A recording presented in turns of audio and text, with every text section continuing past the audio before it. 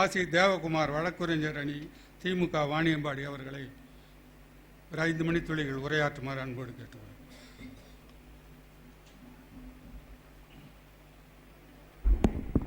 அவையோர் அனைவருக்கும் வணக்கம். எத்தனையோ நிகழ்வுகள் கூட்டத்தை கூட்டி அதிகமாக காட்டி நடத்தி கொண்டிருந்தாலும் உள்ளரங்கில் பெருமை வாய்ந்த ஒருவரும் சுமார் 1000 நபர்களுக்கு சமமானவர்கள் என்ற ஒரு கருத்தாளமிக்க ஒரு கூட்டத்தில் கலந்து கொள்வதற்கு வாய்ப்பு வழங்கிய தோழர்களுக்கு நன்றியை தெரிவித்துக் கொள்கிறேன். இந்த நிகழ்விற்கு என்னை அழைத்ததற்கு 2 காரணங்கள் தான் நான் இருக்கும் என்று கருதுகிறேன். ஒன்று, வாணியம்பாடியில் சுமார் 12 ஆண்டுகளுக்கு முன்பு ஐயா ஆணைமுத்து அவர்கள் தலைமையில் நடந்த நிகழ்வில் நான் 3ஆம் வரிசையில் உட்கார்ந்து கொண்டிருந்தேன்.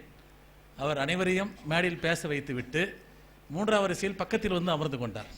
நிகழ்ச்சி முடியும் வரை அவர் மேடைக்கே செல்லவில்லை. அந்த ஒரு சிறு பொறி என்னுடைய மனதில் இன்றும் ஒரு ஆளுமையை, எல்லாரும் வைக்கக்கூடிய ஒரு ஆளுமை, ஒரு அமைதியாக கடந்து செல்கிறார் என்பது அனைவருக்கும் ஒரு பெரிய பாடமாகவும் அமைத்து கொடுத்தார்.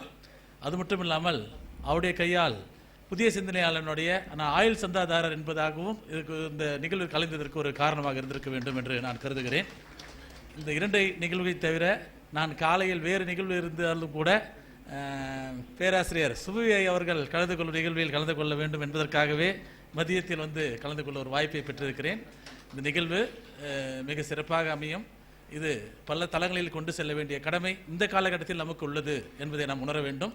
இதனை நாம் ஒட்டுமொத்த ஒன்றிய அரசிலிருந்து நாம் மாறுபட்டு வெற்றி வாய்ப்பை நாம் கொடுத்திருந்தாலும் கூட அதனால பல்வேறு சிக்கல்கள் இருப்பதை நாம் எளிய மக்களுக்கு ஒன்றிய அரசு தற்போது பிரித்தாளும் கொள்கையை அதிகமாக பயன்படுத்த தொடங்கிவிட்ட தமிழகத்தில் அதை நாம் கட்டி காப்பாற்றி கொண்டு வர வேண்டிய பொறுப்பு நமக்கு உள்ளது என்பதை நாம் அனைவரும் உணர்ந்து செயல்பட வேண்டும் என்ற ஒரு செய்தியை மட்டும் பகிர்ந்து வாய்ப்புக்கு நன்றி கூறி அமர்கிறேன். நன்றி, வணக்கம்.